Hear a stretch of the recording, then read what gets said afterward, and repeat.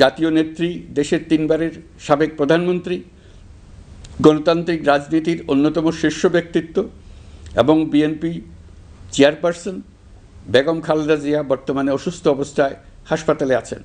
এই বিষয়টি আমাদের সকলের জন্যই উদ্বেগের বিষয়।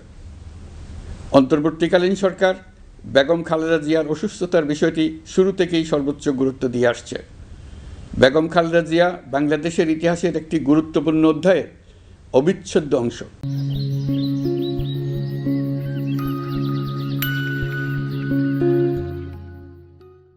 বাংলাদেশের স্বাধীনতা, সার্বভৌমত্ব ও গণতন্ত্রের প্রতি তার অবিচল অঙ্গীকার, দেশের উন্নয়নে তার অবদান এবং তার প্রতি জনগণের শ্রদ্ধাময় আবেগ বিবেচনা নিয়ে সরকার ইতিমধ্যেই তাকে রাষ্ট্রের অতি গুরুত্বপূর্ণ ব্যক্তি হিসেবে ঘোষণা দিয়েছে। সরকারের পক্ষ থেকে তার চিকিৎসা নিশ্চিত করতে পরিবারের ইচ্ছাকে সম্মান দেখিয়ে প্রয়োজনীয় সব ধরনের সহযোগিতা দেওয়া হচ্ছে।